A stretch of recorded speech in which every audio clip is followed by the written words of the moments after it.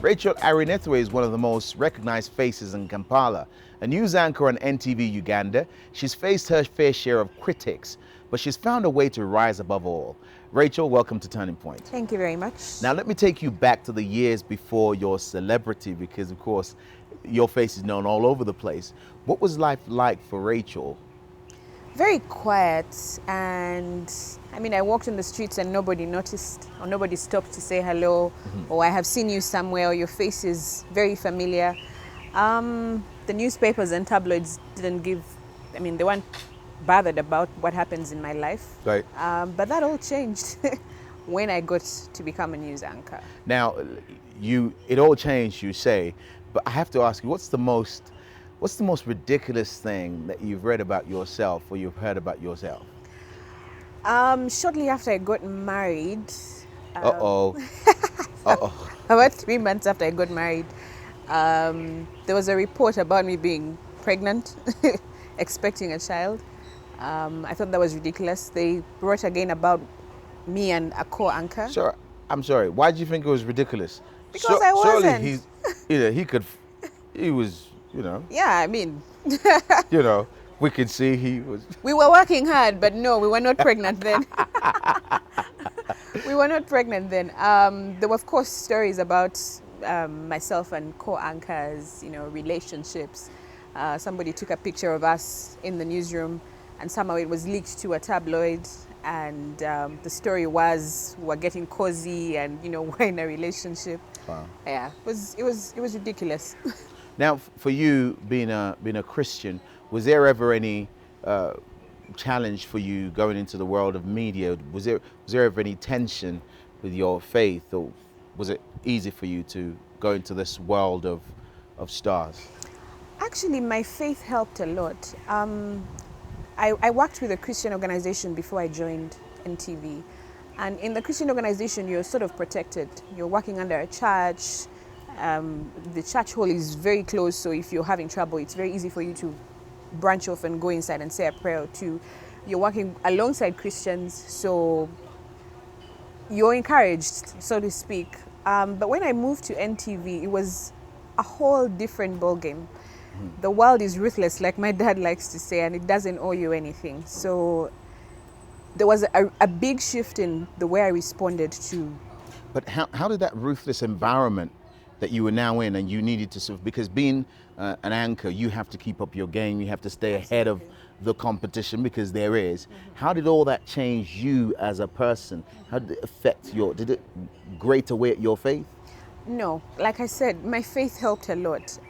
It helped me stay grounded, and because I'd worked in a Christian organization before, I knew the gray areas, I knew what was black and what was white.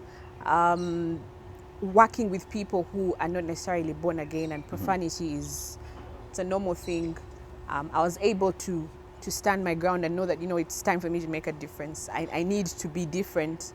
So hold on, were you one of those where when you walk in the room they say, "Oh, here's Holy Rachael, everyone behave yourself"? No, you needed to be able to strike a balance, stand your ground, but also try and blend.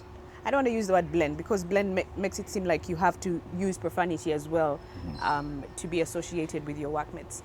But to be down to earth and to be somebody that people can relate to, I didn't want to come off as the staunch, unapproachable Christian girl.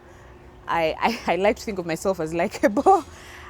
So I related to everybody as they came in, but they knew who I was and they knew what my stand was. They knew that, there's something different about that girl.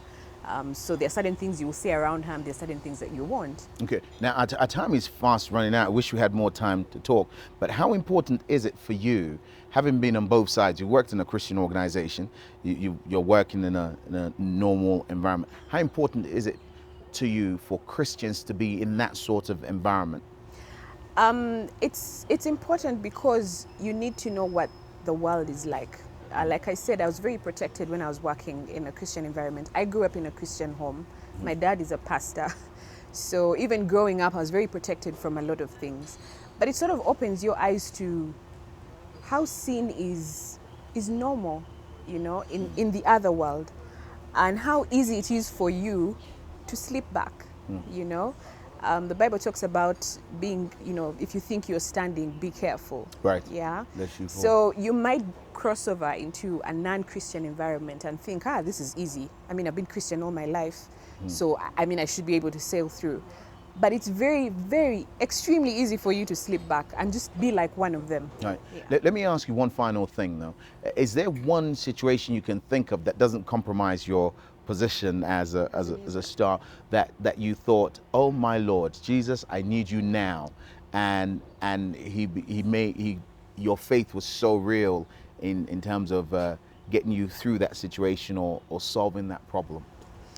I will probably cite, the times I've appeared in tabloids.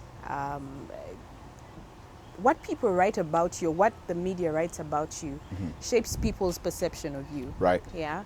It's very easy for me to say, let me go onto social media and try and dissuade them and say my piece, and throw a jab at them as well and say this is not the kind of person that I am.